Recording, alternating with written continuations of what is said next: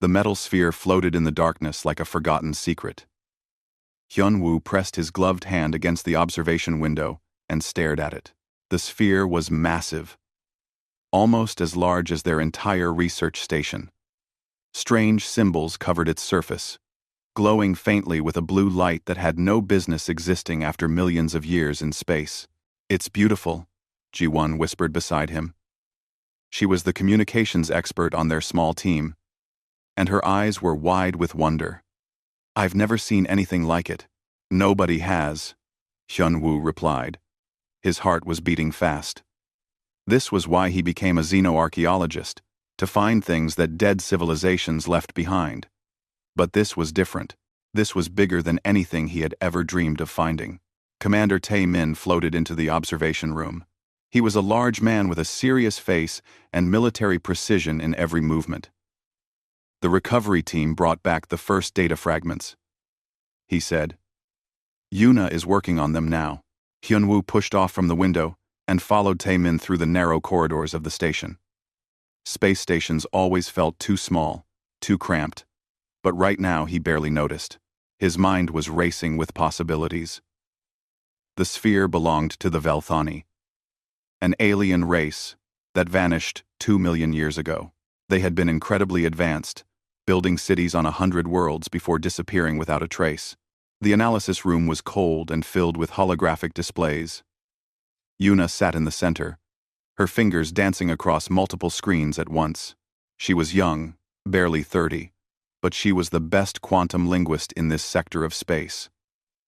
If anyone could decode the Velthani language, it was her. "Tell me you found something," Hyun-woo said. Yuna looked up, and her face was pale. "I found something," she said quietly. "But you're not going to like it. Ask." She waved her hand, and a hologram appeared in the center of the room. The symbols rearranged themselves into words that everyone could read. The translation was crude, full of gaps. But the message was clear enough. "Warning.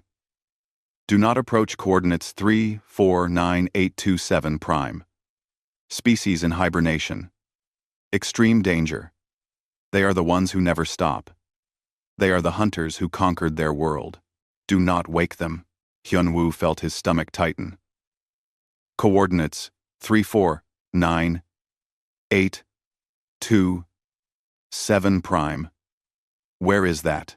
Ji-won was already checking her console. Her fingers stopped moving.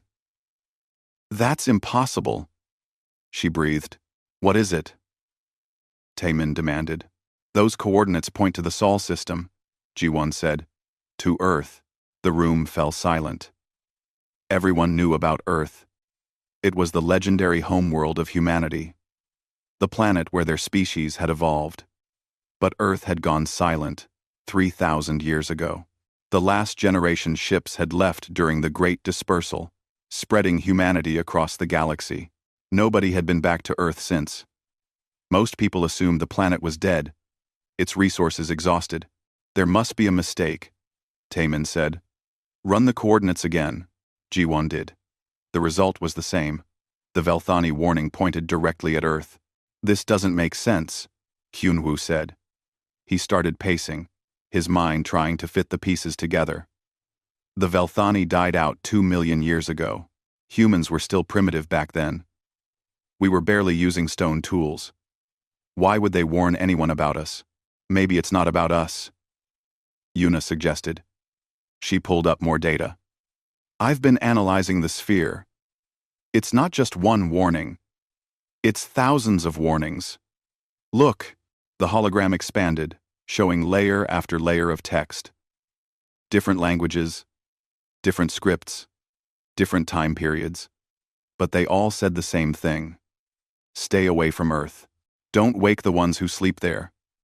Danger, death, extinction. 47 different species left warnings about Earth, Yuna said. Her voice was shaking slightly. 47 different civilizations, across millions of years, all saying the same thing. Never go there. Never disturb them. Hyun-woo felt cold. Who were they warning about? Humans? I don't know, Yuna admitted. The translations are fragmentary. But look at this. She highlighted one section. This warning is only 50,000 years old, from a species called the Rothani. Their message is more detailed. New words appeared in the hologram. We observed them from a distance. They are persistence hunters. They do not stop. They cannot be deterred. Their world tried to kill them with ice and fire and beasts, but they survived everything. They are tool makers, problem solvers, and they never accept defeat. We do not know what they will become when they reach the stars. We only know that we fear them. Let them sleep. Let them stay on their world. Do not give them a reason to spread. That's insane, Taman said flatly. Humans aren't monsters. We're explorers, scientists, artists. Yes, we've had wars, but we're not some kind of galactic threat, aren't we? Jiwan asked softly. Everyone turned to look at her. She seemed uncomfortable, but continued. Think about it. Humans adapt to everything. We live on ice worlds and desert planets and stations in deep space. We survive disasters that would wipe out other species. We're stubborn. We don't give up. Maybe that's what scared them. Hyun-woo shook his head. This is all speculation. We need more information. We need to know why these civilizations were so afraid. We should report this to the Galactic Council, Taman said. He was using his commander voice, the one that expected to be obeyed. This is too important to keep to ourselves. No, Hyun-woo said immediately. Not yet. If we report this now, they'll classify it. They'll lock it away, and we'll never get answers. We need to investigate first. That's against protocol, Taman warned. I know. Hyun-woo met his eyes. But when has following protocol ever led to real discovery? The sphere is full of data. Give us time to analyze it properly. A few weeks. That's all I'm asking. Taemin was silent for a long moment. Finally, he nodded. 2 weeks. But if you find anything dangerous, we report it immediately. Understood? Understood. Hyun-woo agreed. Over the next few days, the team worked around the clock. The sphere's data was vast, almost overwhelming. Yuna translated warning after warning, each one more dire than the last. Some were simple. Stay away. Others were detailed accounts of observations, of encounters, of fear. One message haunted Hyun-woo. It came from a species that had died out 300,000 years ago. We landed on their world to study them. We meant no harm, but they saw us as a threat, or perhaps as a challenge. They hunted us, not with advanced weapons, but with cleverness and endurance. They tracked us for days. They never slept. They never gave up. When our ship left, only 3 of us remained. The others were gone, taken. We never saw what they did with the bodies. We never want to know. Mark this world as forbidden. Mark it in every language. Let no one ever forget. Hyun-woo read the message 3 times. Then, he made a decision. We need to go to Earth, he said. The others stared at him. Are you insane? Taemin asked. Maybe, Hyun-woo admitted. But we need to know the truth. Earth went silent 3,000 years ago. Whatever scared these ancient species, it might be gone now. Or it might be sleeping. Either way, we need to see for ourselves. Ji-won bit her lip. The warnings all say the same thing. Hyun-woo looked at each member of his team. Then we'll be very careful not to wake anyone up. But we can't ignore this. The galaxy deserves to know what happened to Earth, and why 47 civilizations were terrified of us. Yuna nodded slowly. I'm in. Me too, Ji-won said. Though she looked scared, Taemin sighed. Against my better judgment, I'll authorize the mission. But we go in quietly. No broadcasts, no signals. We observe, and we leave. Agreed? Agreed, Hyun-woo said. They set course for Earth. The journey would take 3 weeks. As their ship flew through the darkness between stars, Hyun-woo couldn't stop thinking about the warnings. 47 species, across millions of years, all afraid of the same thing. What had they seen? What did they know about humanity that humans themselves had forgotten? And most importantly, what was waiting for them on Earth? The ship dropped out of faster-than-light travel near a dead world. Hyun-woo studied the planet on his screen. It was gray and lifeless, its atmosphere long gone. But according to the data from the sphere, this world once belonged to the Kelthani, a species that existed 100,000 years ago. Scanners show structures beneath the surface, Minho reported from the pilot's seat. He was young and eager, always ready for adventure. Looks like some kind of vault system. Take us down, Hyun-woo ordered. The landing was smooth. They suited up and descended into the underground complex. Hana, their medical officer, kept scanning for biological hazards. Dae-jung, the security chief, kept his weapon ready. He didn't trust ancient alien ruins, and Hyun-woo didn't blame him. The vault was enormous. Walls of crystalline storage stretched into the darkness, each one containing data from a civilization long dead. Yuna connected her equipment to the nearest terminal. The system was old but still functional, powered by some kind of eternal energy source.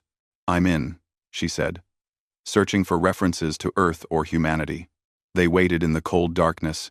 Minutes passed. Then Yuna gasped. "Found something. It's a research report. The Kelthani sent an expedition to Earth 43,000 years ago. What did they find?" Hyun-woo asked. Yuna read from her screen. They observed humans from orbit for 3 months. The report says humans were living in small tribes, using primitive tools. The Kelthani decided to land and study them more closely. They wanted to understand human evolution. And, Ji-won prompted, and it went wrong. Yuna's voice was tense. The research team landed in a remote area. They built a hidden camp and started observing a human tribe. Everything seemed fine for the first week. Then one of their team members went missing. They searched but found no trace. 2 days later, another one vanished. The camp's security systems showed nothing. No intrusions, no attacks. Hyun-woo felt his skin crawl. What happened? The humans hunted them, Yuna said quietly. The report says the humans somehow detected the Kelthani presence. They tracked them. The Kelthani had advanced technology, camouflage, sensors, everything. But the humans found them anyway. The report describes it as terrifying. The humans were patient, methodical, relentless. They didn't attack directly. They waited. They watched. They learned. "That's impossible," Dae-jung said. "Primitive humans with stone tools against advanced aliens? How could they win? The report doesn't say they won." Yuna corrected. "It says the Kelthani fled. Out of 12 team members, only 4 made it back to the ship. The others just disappeared. The survivors were traumatized. They refused to ever discuss what they saw. The Kelthani government declared Earth a forbidden zone immediately after." Hana shivered despite her heated suit. "Did the report say what happened to the missing researchers?" "No," Yuna said. "But there's a note at the end. It says the humans left markings near the Kelthani camp after they fled, symbols drawn in ash and blood. The Kelthani linguists later translated them. The symbols said go away and never return." The team stood in silence. Hyun-woo tried to imagine it. Ancient humans, barely beyond the Stone Age, somehow defeating aliens with advanced technology, not through superior weapons, but through sheer determination and cunning. "There have to be other records," he said. "We need to see more." They visited 2 more dead worlds over the next week. Each one had archives, and each archive contained stories about Earth. The pattern was always the same. Some ancient species would find Earth, observe humans, and then something would go horribly wrong. The Vrothani tried to establish a trading post in Earth's orbit 50,000 years ago. Their records described seeing humans below, watching the stars with an intensity that disturbed them. They looked at us the way predators look at prey, one report stated. We left before they developed spaceflight. We did not want to be their first target. The Xelthari landed on Earth 28,000 years ago. They wanted to study Earth's diverse ecosystem. They built a research facility in a dense forest and filled it with specimens. The facility lasted 3 months before humans found it. The Xelthari tried to communicate peacefully, but the humans seemed to view them as invaders. The facility was destroyed.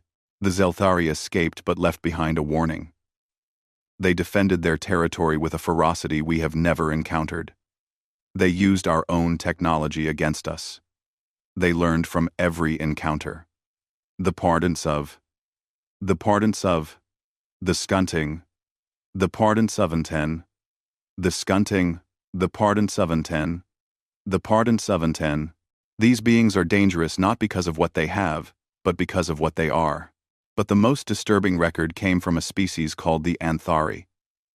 Their archive was found on a ruined space station drifting between stars. Yuna spent hours decoding their data format. When she finally succeeded, her hands were shaking. The Anthari encountered humans in space, she said. Not ancient humans. Modern humans. This was only 5,000 years ago. What? Taemin leaned forward. But humans didn't have spaceflight 5,000 years ago. We were still developing agriculture. Wah. According to this, they did. Yuna insisted. The Anthari found human ships in the outer solar system. Primitive ships, but functional. The humans were mining asteroids. The Anthari tried to make contact. They wanted to welcome humanity to the galactic community. That's a good thing, right? Minho asked. Yuna shook her head. The humans refused contact. They told the Anthari to leave their system immediately.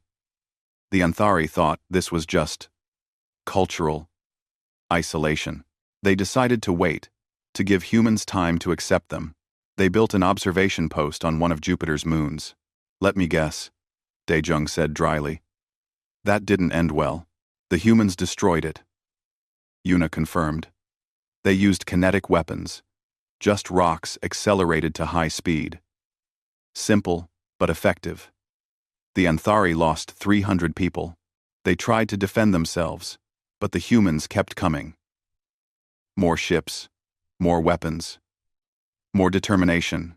The Anthari report says humans fought with a coordination and intensity that suggested military experience far beyond what their technology level should allow. That doesn't make sense, G1 said. 5,000 years ago, humans were scattered across Earth in small civilizations. How could they have spaceships and military coordination? I don't know, Yuna admitted. But the Anthari report ends with a warning. It says humans told them something before the final attack. The message was simple.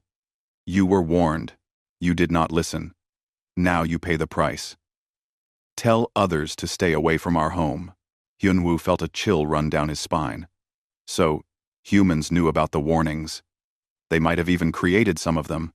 That would explain why the warnings span such a long time period, Hana said thoughtfully. If humans had space capability earlier than we thought, and if they were that aggressive about protecting their territory, then Earth wasn't a forbidden zone because aliens feared us. Hyunwoo finished. It was a forbidden zone. Because we made it one. They returned to their ship and continued toward Earth. The journey felt different now. They weren't just investigating a mystery. They were potentially violating a quarantine that humanity itself had established. Why would humans do that? G1 asked one evening. They were gathered in the ship's common area, trying to make sense of everything they had learned. Why isolate Earth so completely? Protection, Taemin suggested. If humans encountered hostile aliens early in their development, they might have decided isolation was safer than contact. Or maybe they were protecting everyone else, Hana said quietly. Everyone looked at her. she continued. All these reports describe humans as relentless, dangerous, unpredictable. What if humans knew that about themselves? What if they chose isolation to keep the galaxy safe from them? That's a dark thought. But it fits the pattern, Hyunwoo admitted. He pulled up all the warnings they had collected. Look at the language. It's not these beings are evil, or these beings want to conquer. It's always these beings won't stop, and these beings adapt too well. And these beings are too dangerous when threatened. It's fear of potential, not fear of intent. So what do we do? Yuna asked. We're almost at Earth. We're about to break a quarantine that might have existed for 50,000 years. We observe only, Taemin said firmly. We stay in the outer system. We scan from a distance. We don't land. We don't broadcast. We don't make contact with anything. We look, we learn, and we leave. Everyone clear? Everyone nodded. But Hyunwoo couldn't shake a feeling of dread. Every species that had encountered Earth had ended up running away or leaving warnings. What made them think they would be different? As Earth's solar system appeared on their sensors, Hyunwoo stared at the small blue dot that was humanity's homeworld. It looked peaceful from here. Beautiful, even. But somewhere down there, something had scared 47 different civilizations. Something that might still be waiting. Something that all the warnings said should never be awakened. And they were about to find out what it was. Earth hung in space like a blue jewel. Hyunwoo stared at it through the ship's main display, his breath caught in his throat. After 3,000 years of silence, humanity's homeworld looked pristine and untouched. Initial scans complete, Minho reported. No artificial signals, no satellite networks, no orbital structures. It's like nobody's home. Life signs? Taemin asked. Plenty of biological activity on the surface, Hana said, studying her medical scanners. Plants, animals, complex ecosystems, but no human settlements that I can detect. No cities, no farms, no roads. Earth looks like it did before humans existed. That's impossible, Ji-won whispered. Even if everyone left, there should be ruins. Buildings don't just disappear. Take us closer, Hyunwoo ordered. But keep us in high orbit. Passive scans only. The ship descended slowly. As they got closer, details emerged. The planet's surface was covered in forests and grasslands. Old cities were barely visible, consumed by vegetation. Rivers ran clean through valleys where highways once stood. It was beautiful and eerie at the same time. Where did everyone go? Yuna wondered aloud. Look at this. Daejung pulled up a scan of what used to be a major city. The structures are still there. Underneath all that green, they're just overgrown. This didn't happen overnight. This took centuries. So humanity did leave, Taemin concluded. The generation ships we know about weren't just colonies. They were an exodus. But something bothered Hyunwoo. He zoomed in on several locations, studying the patterns of growth and decay. Something was wrong. The cities weren't ruins. They were maintained ruins, as if nature had been carefully guided to cover them. Scan below the surface, he said suddenly. Hana adjusted her instruments. Her eyes went wide. There's something down there. Big structures. Really big. They're deep. Maybe a kilometer or more underground. They span entire continents. What kind of structures? Taemin demanded. I don't know. The density readings are strange. Metal, but also something organic. And there's energy. Lots of it, running through networks that connect everything. Hana looked up from her console. It's like the whole planet is one massive machine, hidden beneath the surface. A cold feeling settled in Hyunwoo's stomach. They didn't leave. They went underground. Why would they do that? Minho asked. Before anyone could answer, their sensors screamed a warning. Another ship had just entered the system. A big ship. Military grade. It's a Krathian warship, Daejung said, his voice tight. What are they doing here? The Krathians were a militaristic species known for aggressive expansion. They consumed resources from any planet they could reach, regardless of who claimed it. Hyunwoo had heard stories about their mining operations. They were efficient and brutal. They're heading straight for Earth's moon, Minho reported. They're not even trying to hide. Hail them, Taemin ordered. Jiwon opened a communication channel. A Krathian face appeared on screen, all sharp angles and cold eyes. Unidentified research vessel. This is the Krathian mining ship. Devourer.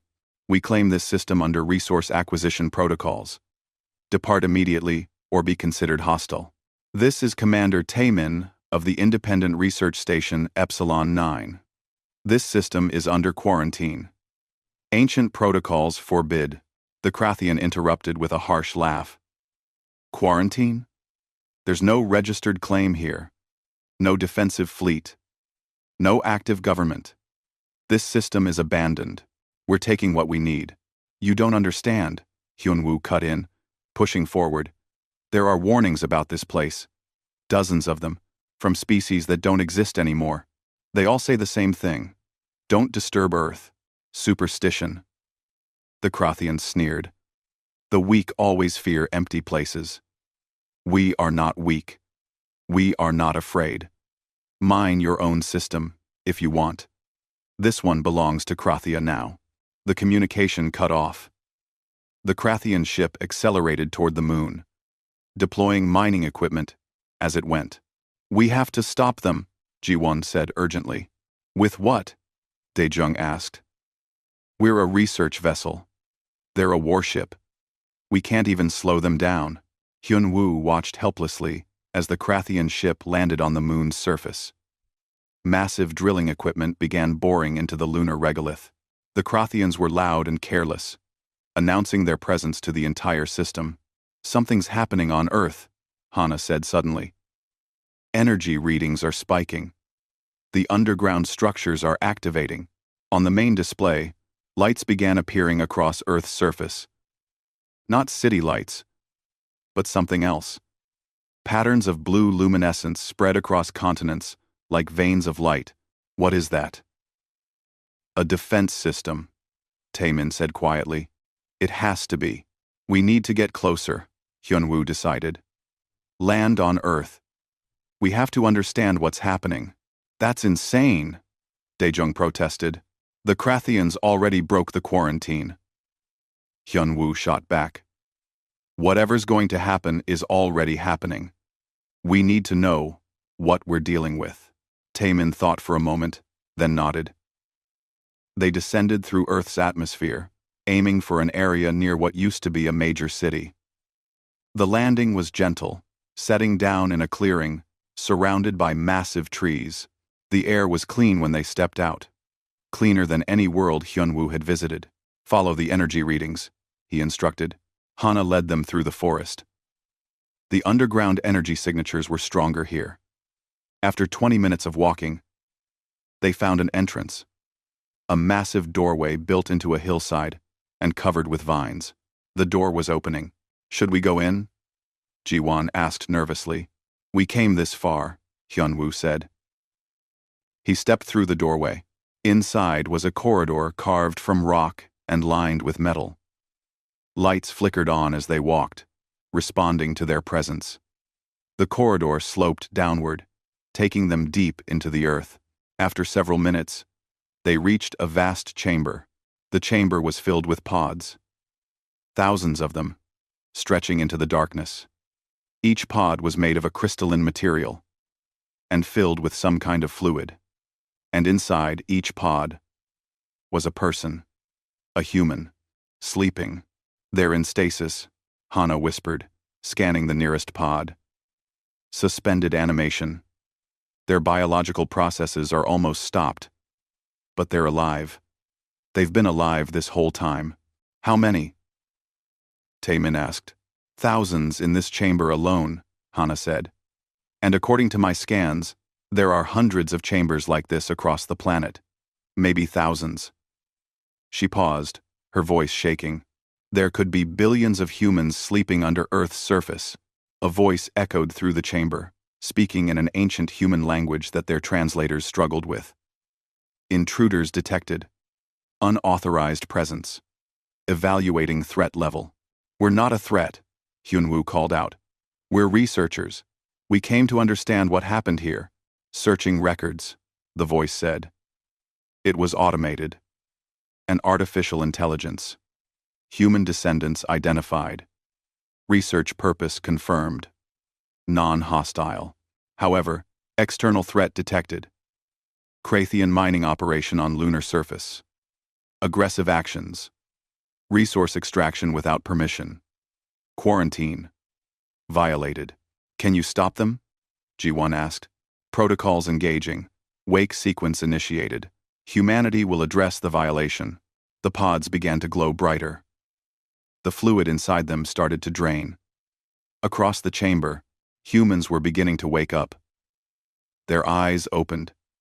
Their bodies stirred. And in one pod, near the front, an older man sat up. His name was Sung-ho, according to the information displayed on his pod. He looked around, confused and disoriented. His eyes fell on Hyunwoo and the others. He spoke, his voice rough from disuse. How long? He asked in modern Korean, a language that was thousands of years old but one that Hyunwoo could understand through his translator. 3,000 years. Hyunwoo answered softly. Sung-ho closed his eyes and took a deep breath. 3,000. We hoped it would be longer. We hoped you would evolve past needing us. He looked at them again. What woke the system? Mining ships, Taemin explained. The Krathians. They're on your moon. They're taking resources. Something dangerous flashed across Sung-ho's face.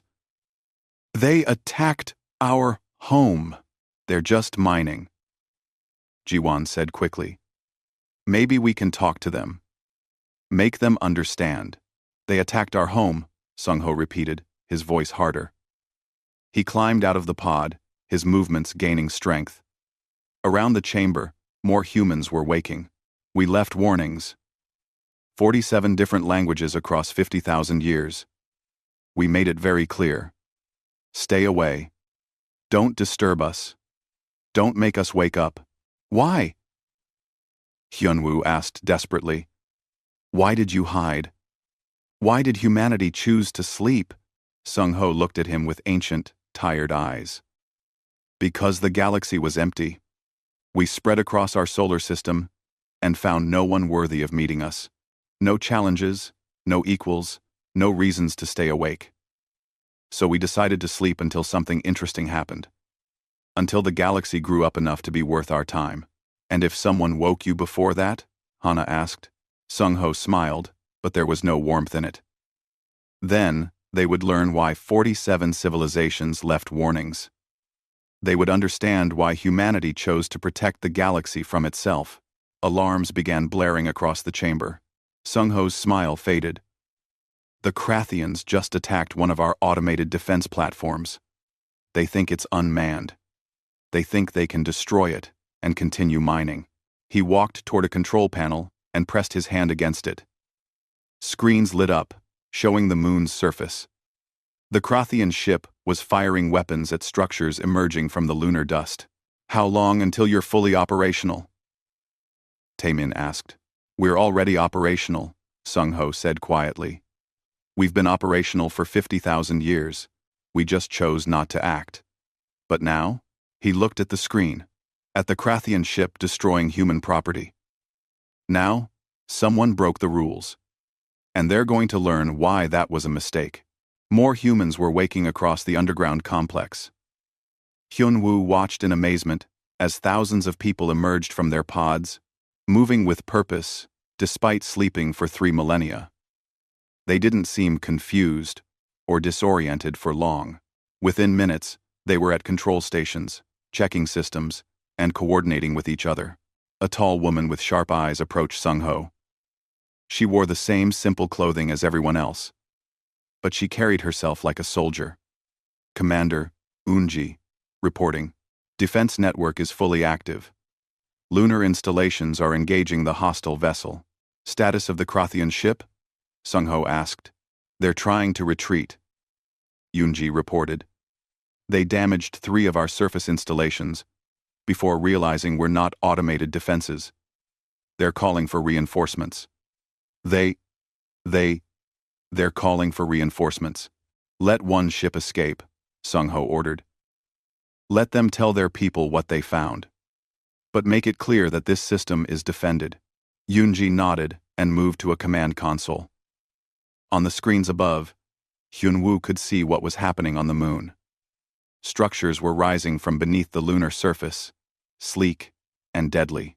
They weren't firing yet, just surrounding the Krathian ship. The message was clear. Leave. Or die. The Krathian ship tried to fight. Its weapons fired at the nearest installation. The installation's shields absorbed the blast easily. Then, a beam of pure energy lanced out from Earth's surface, crossing the distance between planet and moon in an instant. It struck the Krathian ship's engine section. The explosion was silent in the vacuum of space. They're disabled, Yoonji said. Not destroyed. Their crew can still evacuate. Good, Sung-ho said. He turned to Hyunwoo and his team. Come with me. You need to understand what's happening. They followed him deeper into the complex. As they walked, more humans joined them. A younger woman with intelligent eyes introduced herself as Jin Seo, a historian and scientist. She looked at Hyunwoo's team with curiosity. You're human descendants, she said. From the generation ships. Which colony? We're from all over, Hyunwoo explained. Humanity spread across thousands of worlds after leaving Earth. We built a new civilization out there. 5. And you forgot about us, Jin Seo said. It wasn't an accusation, just a statement of fact. We thought Earth was abandoned, Ji-won said softly. We thought you all left. In a way, we did, Jin Seo replied. They entered a large room filled with historical displays. Holographic images showed Earth's past. Cities, wars, technological advances, space exploration. 50,000 years ago, humans developed faster than light travel. We explored the nearby stars and found something unexpected. What? Yuna asked. Nothing, Jin Seo said simply. We found empty worlds, dead civilizations, evidence that intelligent life had existed and vanished. We found the ruins of hundreds of species, but no living equals. No one to talk to, no one to compete with, no one to learn from. The galaxy was a graveyard. She gestured, and the hologram changed, showing humans meeting various alien species. We did encounter some species that were still alive, but they were primitive or just beginning to develop. When they saw us, they were afraid. Not because we were hostile, but because of what we represented. I don't understand, Minho said. Sung-ho spoke up. Humans evolved on a death world. Earth tried to kill us constantly. Ice ages, volcanoes, predators, diseases, droughts, floods. Everything that could go wrong did go wrong. But we survived. We didn't survive by being stronger or faster. We survived by being stubborn. We survived by never giving up. Other species evolved on gentler worlds, Jin Seo continued. When they faced extinction-level events, they died. When humans faced extinction-level events, we adapted. We learned. We changed. Every disaster made us stronger. By the time we reached space, we were persistence incarnate. We were problem solvers who never accepted defeat. Hana spoke quietly. The ancient warnings, they weren't about your technology. No. Sung-ho agreed. They were about our nature. When those primitive species met us, they saw what they might become if they survived long enough. They saw apex evolution, and it terrified them. So you left warnings, Hyunwoo said, pieces falling into place. You told everyone to stay away from Earth. We did, Jin Seo confirmed. We realized that our very existence was threatening to other species, not because we wanted to conquer or destroy, but because we represented an evolutionary endpoint that most species couldn't reach. We were the universe's answer to the question, what survives when everything tries to kill you? The hologram showed humans building massive underground complexes. We decided to isolate ourselves.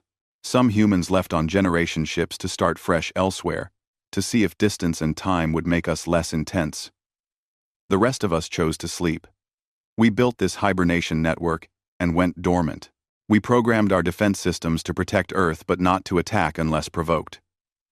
We hoped that by the time we woke, the galaxy would have evolved interesting civilizations, equals, challenges, reasons to exist. But you set a trap, Taemin said, his military mind understanding. Anyone who violated the warnings would wake you. Not a trap, Sung-ho corrected. A test. We gave clear warnings. We left them in every language we could find. Anyone who ignored those warnings was either too foolish or too aggressive to be trusted. Either way, they needed to be taught a lesson. Alarms blared again. Yoonji's voice came over the communication system. More Krathian ships entering the system. Multiple battlecruisers. They're demanding we surrender Earth to Krathian authority. Sung-ho's expression darkened. They attack our home and then make demands? How many ships? 23 combat vessels, Yoonji reported. More incoming. They're mobilizing their battle fleet. Wake the military installations, Sung-ho ordered. Full defensive authorization. Wait, Hyunwoo said desperately. There has to be another way. You can talk to them. Make them understand. We tried talking 50,000 years ago, Jinso said sadly. Every species that found us either ran away in fear or attacked in aggression. The Krathians chose aggression. Now they'll learn what happens when you wake a sleeping predator. On the screens, the Krathian fleet was advancing. They were confident. Their weapons powered up. Their shields at maximum. They had numbers and firepower. They thought they could overwhelm any defense Earth might have. They were wrong. Installations rose from Earth's surface. The Moon, Mars, even from asteroids throughout the solar system. Thousands of defensive platforms, each one more advanced than anything the Krathians had. They had been waiting here for 3,000 years, maintained by automated systems, ready for this exact moment. The Krathian fleet opened fire first. Their weapons were powerful, designed to crack planetary shields. But Earth's defenses absorbed the attacks effortlessly. The shields didn't even flicker. Then Earth fired back. It wasn't a battle.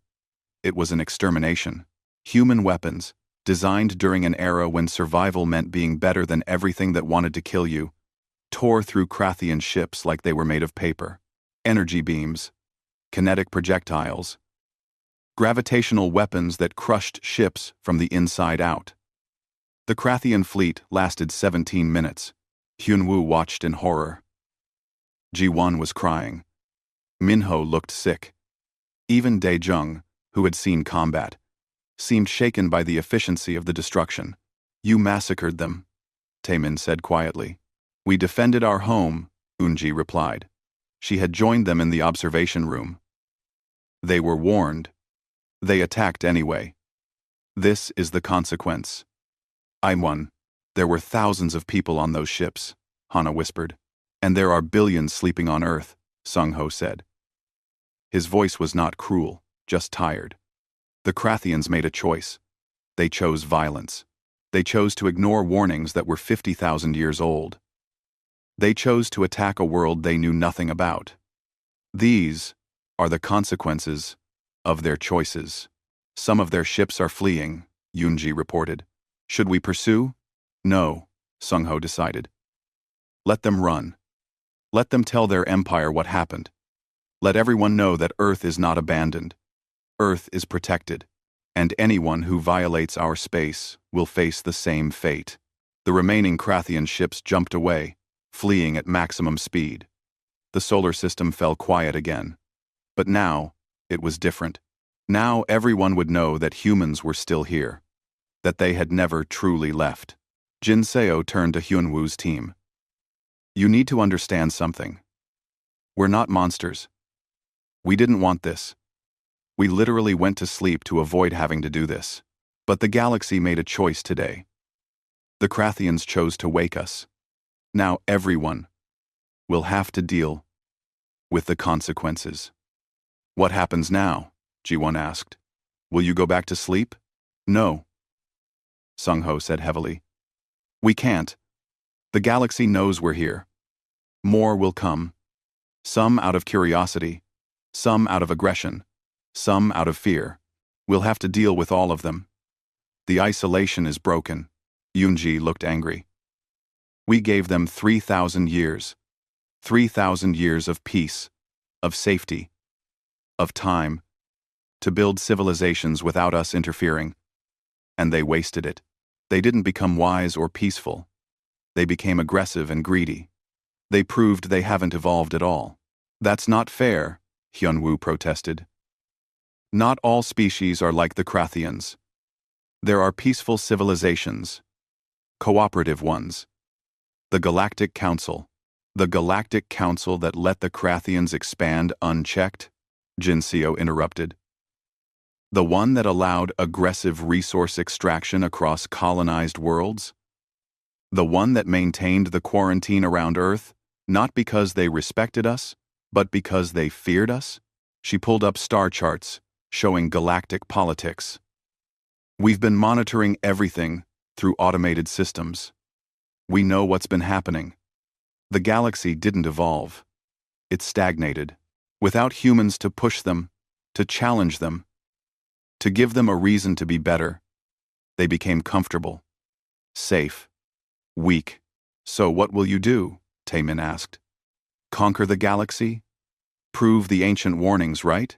No, Sung-ho said firmly. We'll do what we always do. We'll survive. We'll adapt. And we'll make sure that anyone who threatens our home learns the same lesson the Krathians just learned. He looked at Hyunwoo. You and your team are witnesses. You'll return to the galaxy and tell them what you saw. Tell them humanity is awake. Tell them we want to be left alone. And tell them that if they can't respect that simple request, they'll face the consequences. The Galactic Council chamber was the largest structure in known space. It floated between stars, a neutral ground where thousands of species gathered to debate, negotiate, and occasionally argue. Hyunwoo had never been here before. Few people had. The council was ancient and secretive, reserved for only the most important matters. Today's matter was the most important in recorded history. The chamber was packed. Representatives from every major civilization stood in their designated areas, their translation devices buzzing with dozens of languages. The air was thick with fear and curiosity. Everyone had heard the news. The Krathian battle fleet had been destroyed. Earth, the legendary Forbidden World, had awakened. Hyunwoo stood in the human delegation area with his team. They had been summoned here to testify about what they saw. Around them, other humans from the generation ship colonies whispered nervously. They had lived their whole lives thinking Earth was dead. Now they learned their ancestors were just sleeping. Chancellor Vren called the session to order. The Chancellor was an ancient being, a member of a species that lived for thousands of years. Its voice echoed through the chamber. We are gathered to address the Earth situation. The quarantine has been broken. Humanity has awakened. We must decide how to proceed. A Krathian representative stood, its body rigid with anger. Humanity attacked us without provocation. They destroyed our mining fleet. This is an act of war. We demand the Council authorize a full military response. Murmurs spread through the chamber. Some species agreed with the Krathians. Others looked uncertain. Hyunwoo felt sick. This could start a war that would consume the galaxy. But before Chancellor Vren could respond, the chamber's main doors opened. A figure walked in. flanked by guards. It was a human woman, dressed in simple but elegant clothing. She moved with confidence and purpose. This was So-Yun, the diplomatic envoy the Earth humans had awakened specifically for this meeting. The Council recognizes So-Yun of Earth, Chancellor Vren announced. So-Yun walked to the center platform. She looked around the chamber, making eye contact with representatives from various species. When she spoke, her voice was calm and clear. The Krathian representative lies. Humanity did not attack without provocation. The Krathians violated a 50,000-year-old quarantine. They ignored warnings, left in 47 different languages. They landed on our moon and began extracting resources without permission. When our automated defenses activated, they attacked those defenses. Only then did we respond with force. You slaughtered thousands. The Krathian representative accused. We defended our home. So-Yun replied evenly. Your fleet had multiple opportunities to retreat. Your commanders chose to escalate. They chose to bring more ships, more weapons. They chose war. We simply finished it. You claim Earth is your home, a reptilian representative spoke up. But humans abandoned Earth 3,000 years ago. You have no legal claim to that system. We never abandoned Earth. So-Yun corrected. We chose to sleep. Our automated systems have maintained sovereignty over the Sol system continuously for 50,000 years. Our claim is older than most civilizations in this chamber. Chancellor Vren raised a hand for silence. So-Yun of Earth, the Council has reviewed the ancient records. We have found the warnings you mentioned. We acknowledge they existed. But we must ask, why did humanity hide? Why did you choose isolation instead of joining the galactic community? So-Yun's expression softened slightly. Because we frightened you. All of you. When our ancestors first developed spaceflight and encountered other species, we saw fear in their eyes, not because we were hostile, but because of what we represented. We are persistence hunters, who evolved on a world that constantly tried to kill us. We are problem solvers who never accept defeat. We are survivors who adapt to anything. These traits made us effective, but they also made us terrifying to species that evolved in gentler environments. She gestured around the chamber. Our ancestors studied your civilizations. They saw that most species developed peacefully. You created art and philosophy and science. But when faced with existential threats, many of you perished. You weren't used to fighting for survival every single day. We were. That fundamental difference made coexistence difficult. So you judged us and left. Another representative said bitterly. No, So-Yun said firmly. We removed ourselves. We chose isolation to protect you from our influence. We worried that our presence would change how other species evolved. We worried that you would either fear us or try to imitate us, and neither option seemed healthy. So, we left warnings, established a quarantine, and went to sleep.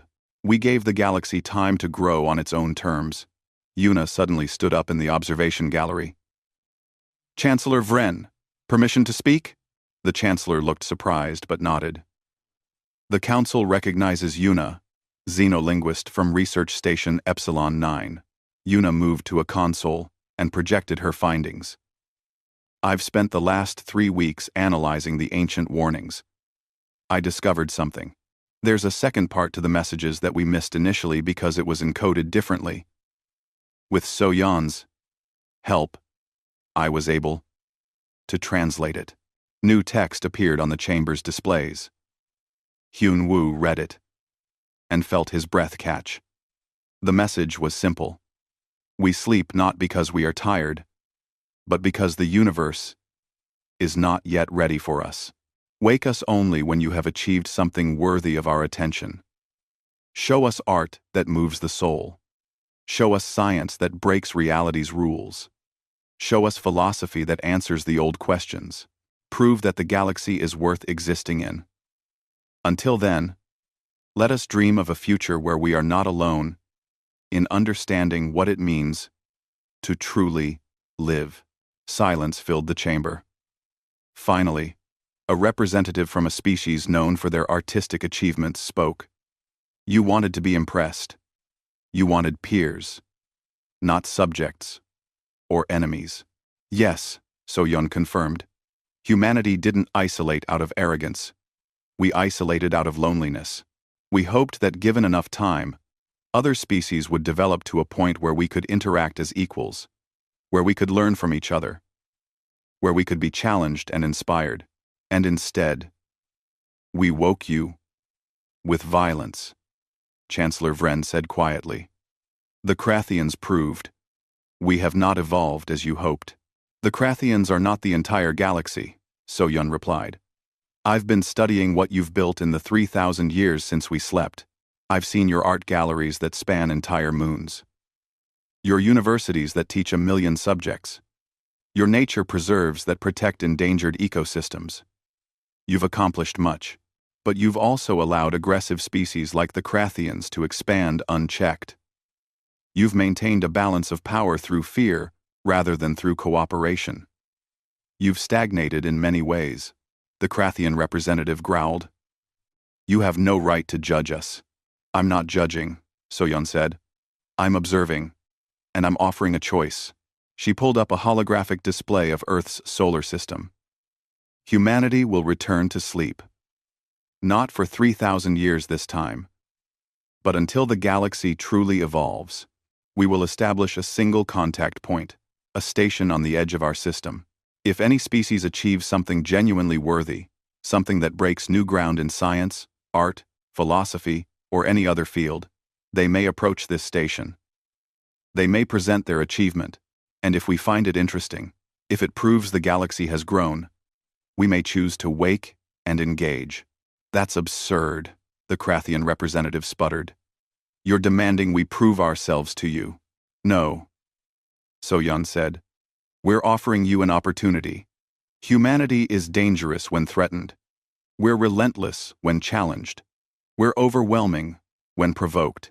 These are facts that everyone in this chamber fears. By returning to sleep, we remove that danger. But we also remove our potential as allies, teachers, and partners. If you want access to human knowledge, human technology, human cooperation, you must earn it by showing us the galaxy has evolved beyond simple survival into true civilization. Chancellor Vren looked thoughtful. And if we refuse? If the Council decides to enforce contact with Earth by force? So-Yun's expression hardened. Then you'll learn the same lesson the Krathians learned. Our solar system has defensive capabilities that you cannot imagine. We were building weapons and shields when most of your species were still learning to make fire. We have had 50,000 years to perfect those defenses. You cannot force us to engage. You can only convince us. Hyun-Woo stood up. Chancellor Vren, may I speak? The Chancellor nodded. Hyun-Woo walked down to the main floor, standing near So-Yun. I'm a human from the generation ships. My ancestors left Earth before the Great Sleep.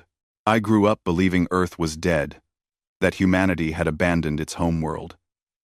But now I understand the truth. I've seen what Earth's humans built. I've seen their power and their restraint, and I've realized something important. He looked around the chamber. The ancient warnings weren't threats. They were gifts. They were our ancestors, trying to protect you from us and us from you. They were buying time for everyone to grow. The Krathians wasted that time. They chose aggression. But the rest of us don't have to make that same choice. We can accept Earth's offer. We can work to achieve things worth sharing. We can prove the galaxy has matured. A small alien with large eyes stood up. I am Minseo of the Delphi Collective. Our species specializes in quantum mathematics. We have just completed a proof that allows for faster-than-light communication across any distance. We were planning to present it to the Council next month. Would this interest Earth? So-Yun looked at Minseo with genuine curiosity. Instantaneous communication? That would solve one of humanity's oldest challenges. Yes, that would interest us very much. Approach the contact station when you're ready. We'll wake appropriate specialists to review your work. Other representatives began standing, calling out achievements. A breakthrough in medical nanotechnology. A new form of art that manipulated gravity. A philosophical framework that resolved ancient ethical paradoxes. The chamber that had been filled with fear and tension suddenly buzzed with excitement and competition. Chancellor Vren watched this for several minutes before calling for order. The Council will vote on Earth's proposal, all in favor of accepting humanity's terms and allowing them to return to hibernation until such time as species choose to approach their contact station. The vote was overwhelming. Only the Krathians and a few of their allies voted against it. The rest of the galaxy chose cooperation over conflict. So-Yun bowed to the Council. On behalf of Earth, we accept this arrangement. Our contact station will be operational within 1 month. We will establish clear guidelines for what constitutes an achievement worthy of our attention. Any species may attempt to impress us, but be warned, we have high standards. We've been sleeping for thousands of years. Don't wake us for anything trivial. As the session ended and representatives filed out, Hyun-woo approached So-Yun. Do you really think this will work? That the galaxy will change? So-Yun smiled. I don't know. But humans are good at waiting. We're patient hunters. Remember? We can sleep for another 1,000 years if necessary. The real question is whether the galaxy will rise to the challenge or continue stagnating. That's not our problem anymore. We've given them every opportunity. And if they attack Earth while you sleep? Taemin asked. Our defenses are automated and perfect, So-Yun replied. Any attack will be met with overwhelming force. But more importantly, the Krathian defeat sent a message. Earth isn't just defended, it's impregnable. Only a fool would attack us now, and the Council won't tolerate fools after today. Over the next few weeks, Hyun-woo and his team returned to Earth. They watched as humans slowly went back into hibernation. Satisfied that the galaxy understood the rules, the contact station was built, a beautiful structure orbiting at the edge of the solar system. It would be staffed by volunteers from the generation ship colonies, humans who would serve as intermediaries. On their last day on Earth, Hyun-woo stood with Sung-ho in a garden that had been grown over ancient ruins. Min Seo, a young human from one of the new generation, was there too, preparing to enter hibernation for the first time. Do you think you'll wake up again? Hyun-woo asked Sung-ho. The old human looked at the stars. I hope so. I hope the galaxy surprises us. I hope they achieve things we never imagined. That would make the wait worthwhile. Min Seo spoke softly. What if they never do? What if we sleep forever? Sung-ho smiled. Then we'll dream forever. And maybe that's okay too. We've lived long enough to see humanity survive everything the universe threw at us. We've earned our rest. If the galaxy wants us back, they know where to find us and what they need to do. Hyun-woo left Earth with his team, carrying the story of what they had witnessed. The ancient warnings were updated with new information. The messages now ended with, they sleep again, by choice. They granted us mercy and time. They set a challenge before us. Do not waste this gift. Do not repeat the mistakes of the Krathians. Achieve greatness. And perhaps they will wake to witness it, but disturb them without cause, and learn why our ancestors feared them. As Hyun-woo's ship jumped away from Earth, he looked back at the small blue planet. Billions of humans slept beneath its surface, waiting for the galaxy to become interesting enough to wake up for. Waiting for proof that isolation had been the right choice. Waiting for someone to show them something worth seeing. The contact station floated in the darkness, a beacon and a challenge. The first species had already scheduled appointments, eager to present their achievements. The galaxy had been given a goal, a purpose, a reason to push beyond simple survival into genuine greatness.